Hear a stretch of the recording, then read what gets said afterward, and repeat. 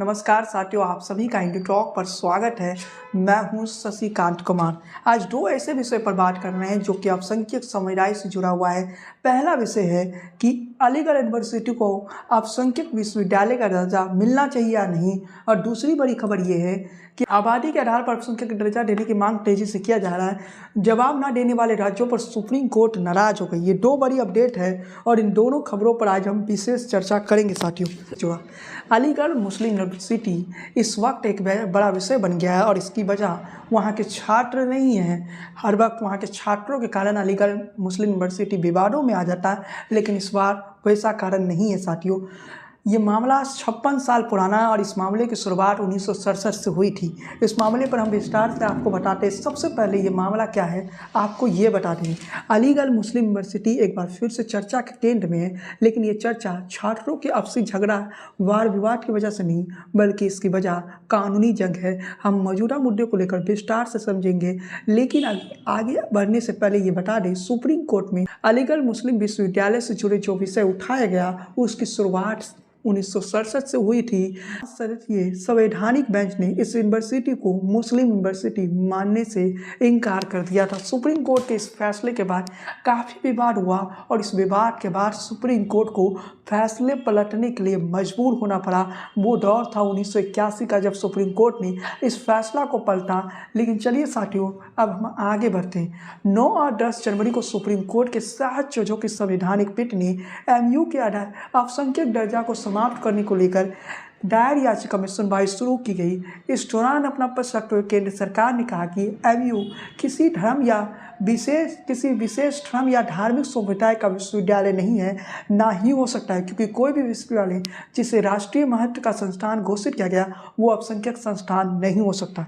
मतलब मोदी सरकार का पक्ष तो क्लियर है कि अलीगढ़ मुस्लिम विश्वविद्यालय अल्पसंख्यक विश्वविद्यालय नहीं हो सकता है। लेकिन कांग्रेस की सरकार 2004 में जब मनमोहन सरकार थी, तो कांग्रेस की सरकार का मानना था कि अलीगढ़ मुस्लिम यूनिवर्सिटी जो है वो अल्पसंख्यकों का विश्वविद्यालय है। ये बातें कांग्रेस ने उस समय कहा था। अलीगढ़ मुस्लिम यूनिवर्सिटी का अगर हम कहें कि शुरुआत किसने किया था, तो अलीगढ़ मुस्लिम यूनिवर्सिटी के स्थापना काल के सदस्य सर सैयद अहमद खान को माना जाता है।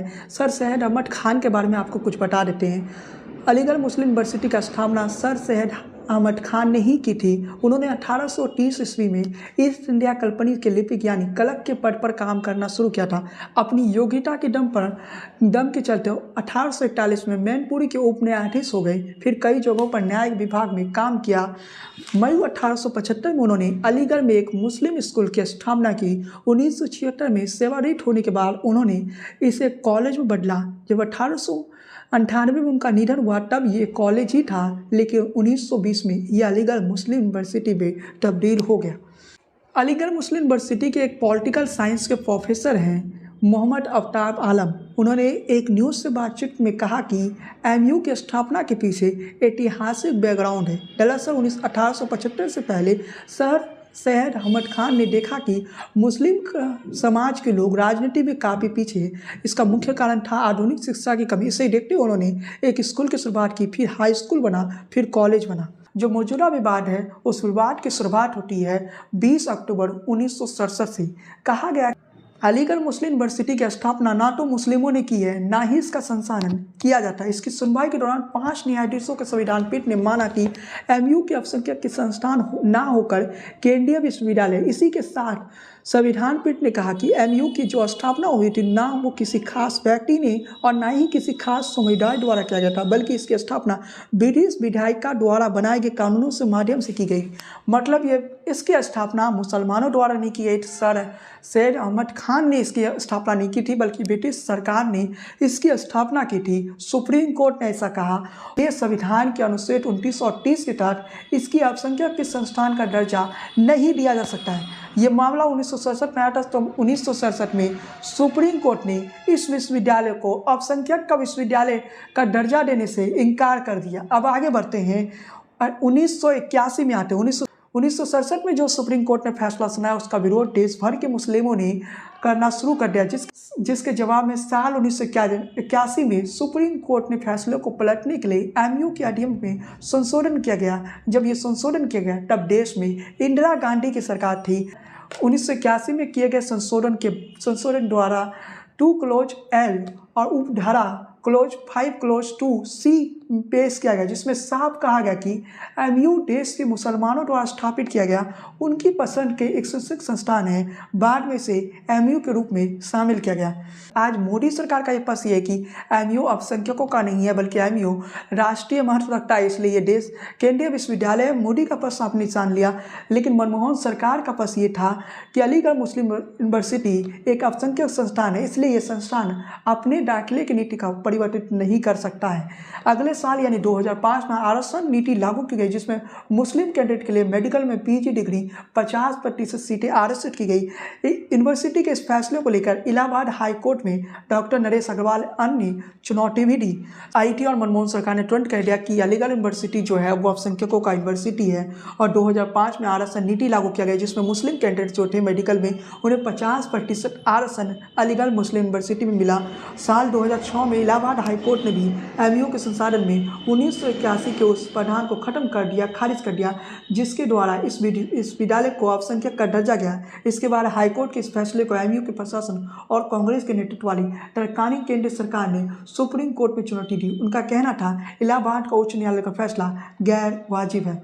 इसके साथ ही आपको बताते चले कि आज के नरेंद्र मोदी की सरकार ये कहती है, मोदी सरकार ने स्पष्ट तौर पे कह दिया कि किसी विशेष समुदाय या धार्मिक समुदाय का ये यूनिवर्सिटी नहीं है, क्यों नहीं यूनिवर्सिटी नहीं है, ना ही हो सकता है, क्योंकि कोई भी यूनिवर्सिटी जो कि राष्ट्रीय महत्व का संस्थान घोषित किया गया वो अल्पसंख्यक संस्थान नहीं हो सकता है। मोदी सरकार और मनमोहन सरकार की जो बातें हैं ना, उसमें जमीन और आसमान का अंतर है। मनमोहन सरकार कहती है 2004 में कह रही थी कि ये अल्पसंख्यक विश्वविद्यालय है, जबकि मोदी सरकार कह रही है ये अल्पसंख्यक विश्वविद्यालय नहीं है। इन दोनों को आपने सुन लिया। अब फाइनल फैसला किसे देना है? फाइनल फैसला सुप्रीम कोर्ट क्या देता है, इसके लिए हमें इंतजार करना पड़ेगा। लेकिन हम अब बढ़ते हैं दूसरी बड़ी अपडेट पर। यह भी अल्पसंख्यक का दर्जा लेके ये भी कहीं ना कहीं सुप्रीम कोर्ट में ये भी मामला चल रहा है, और इस मामले में क्या है, आबादी के आधार पर अल्पसंख्यक का दर्जा दिया जाए। जिस राज्य में जिस धर्म की आबादी ज़्यादा है, राज्य के आधार पर दिया जाए या फिर जिला के आधार पर अल्पसंख्यक का दर्जा दिया जाए। अभी तक हमारे संविधान में अल्पसंख्यक का कोई परिभाषा डिसाइड नहीं किया गया। अभी हमारे संविधान में कोई स्पष्ट तरीका नहीं है कि हम कौन अल्पसंख्यक ये हम जान सकें। 4 या 5 धर्मों को अल्पसंख्यक का दर्जा दिया गया, उन धर्मों की आबादी कई राज्यों में अलग है। तो अब कहा जा रहा है कि राज्य के आधार पर या जिला बाई जिला अल्पसंख्यकों का दर्जा दिया जाए। चलिए सुप्रीम कोर्ट में क्या बातें कही चली जा रही है वो मैं आपको बताता हूँ, जिसमें यह कहा गया कि राज्य में जनसंख्या के हिसाब से किसी धर्म को अल्पसंख्यक का दर्जा देने की मांग किया गया। दाखिल याचिका में शुक्रवार को सुप्रीम कोर्ट में सुनवाई हुई। इस दौरान अब तक केंद्र को आंकड़ा उपलब्ध नहीं करवाने वाले राज्यों पर नाराजगी जताई। कोर्ट ने इन राज्यों को आंकड़ा उपलब्ध करवाने के लिए 6 हफ्ते का वक्त दिया है। अदालत ने कहा अगर राज्यों ने ऐसा नहीं किया तो उन्हें 10,000 का जुर्माना भरना होगा। इस मामले में अप्रैल में अगली सुनवाई होगी। दरअसल बीजेपी नेता वकील अश्विनी उपाध्याय ने इस याचिका दायर करके आबादी के हिसाब से अल्पसंख्यक के दर्जा देने की मांग की गई। उन्होंने अपनी याचिका में कहा कि हिंदू 9 राज्यों में आबादी के हिसाब से अल्पसंख्यक है, लेकिन उन्हें इसका आधिकारिक दर्जा ना मिलने के चलते शैक्षणिक संस्थान खोलने और चलाने का काम नहीं कर पा रही है, ना ही किसी तरह की सरकारी सहायता मिलती। कोर्ट ने केंद्र से कहा कि वो राज्यों से जरूरी आंकड़ों को लेकर जवाब दाखिल करें। अब जब इस मामले में अगली सुनवाई होगा तो देश में लोकसभा इलेक्शन चरम पर होगा। बीजेपी के एक नेता हैं अश्विनी उपाध्याय जी, वो इस मामला को लेकर सुप्रीम कोर्ट में चैलेंज किए हैं। लेकिन सवाल ये उठता है कि जब अगली सुनवाई अप्रैल में होने वाला है 6 हफ्तों के बाद, तब तक देश में लोकसभा चुनाव चरम पर होगा। उस मौके पर सुप्रीम कोर्ट क्या इस मामले में कोई फैसला देने जा रही है? क्या सुप्रीम कोर्ट राज्यों में जो आबादी के हिसाब से अल्पसंख्यक का दर्जा देने के मामले में कोई बड़ा निर्णय ले सकती है? तो इसके लिए हमें इंतजार करना पड़ेगा। केंद्र ने सुप्रीम कोर्ट को बताया कि अब तक 24 राज्यों और 6 केंद्र शासित प्रदेशों का जवाब मिल चुका है, जबकि अरुणाचल प्रदेश, जम्मू कश्मीर, झारखंड, लक्षद्वीप, राजस्थान और तेलंगाना से अब तक जवाब नहीं दिया गया। सुप्रीम कोर्ट इन राज्यों से 2 हफ्ते में स्टेट रिपोर्ट दाखिल करने के लिए कहा। भारत में कुल 8 राज्य ऐसे हैं जिन राज्यों में हिंदू अल्पसंख्यक है।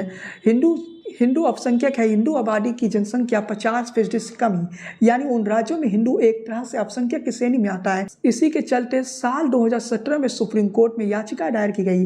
इन 8 राज्यों में जम्मू कश्मीर, पंजाब, लक्षद्वीप, मिजोरम, नागालैंड, मेघालय, अरुणाचल प्रदेश, मणिपुर जैसे राज्य शामिल हैं। इसमें ज़्यादातर राज्य नॉर्थ ईस्ट के पाए जाते हैं जहाँ पर हिंदू अल्पसंख्यक है। अब इंतजार करना पड़ेगा उन राज्यों का जो अब तक जवाब नहीं दे पाए, जैसे कि अब उदाहरण के तौर पर राजस्थान को ले ले तो राजस्थान में बीजेपी की सरकार बन गई। तेलंगाना में वर्तमान में तेलंगाना में कांग्रेस पार्टी की सरकार है। उसके अलावा जम्मू कश्मीर की बात करें तो वहाँ डायरेक्ट ही बीजेपी ही शासन कर रही है, क्योंकि बीजेपी के ही राज्यपाल वहाँ पर है। वहाँ पर कोई भी चुनाव अभी तक नहीं हो पाया, मुख्यमंत्री नहीं बना है। केंद्र शासित प्रदेश है जम्मू एंड कश्मीर। इसके अलावा इन सभी राज्यों में कब तक सुप्रीम कोर्ट में जवाब दी जाती है, सुप्रीम कोर्ट को कब तक जवाब दे दिया जाएगा, इसके लिए हमें इंतजार करना पड़ेगा साथियों। लेकिन इंतजार तो इस बात पर भी है क्या जब सियासी तापमान भी चढ़ी रहेगी अप्रैल के महीने में और गर्मी भी तब तक आ जाएगा, तब क्या सुप्रीम कोर्ट अल्पसंख्यक समाज के मामले, अल्पसंख्यक के दर्जा देने के मामले में कोई बड़ा और ठोस निर्णय लेने जा रही है? क्या तब सुप्रीम कोर्ट राज्य के आधार पर अल्पसंख्यक को दर्जा देने जैसी फैसला ले सकती है? अगर ऐसा फैसला ले लेती है तो कहीं ना कहीं एक नई इतिहास लिखी जाएगी सुप्रीम कोर्ट से, और उन राज्यों में जहाँ हिंदू अल्पसंख्यक या दूसरा कोई समुदाय के लोग अल्पसंख्यक है उन्हें न्याय भी मिल जाएगा। लेकिन इसके लिए हमें इंतजार करना पड़ेगा। खैर साथियों, आज के इस वीडियो में बस इतना ही। वीडियो पसंद आए हो तो लाइक कीजिए, शेयर कीजिए। चैनल पर पहली बार आए हैं तो सब्सक्राइब वाला बटन दबा दीजिए। बेल आइकन की घंटी को बजाना बिल्कुल ना भूलिए। फेसबुक पेज को फॉलो कीजिए, लाइक कीजिए। बने रहिए राजनीति के सबसे विश्वसनीय चैनल पर। जय हिंद, वंदे मातरम।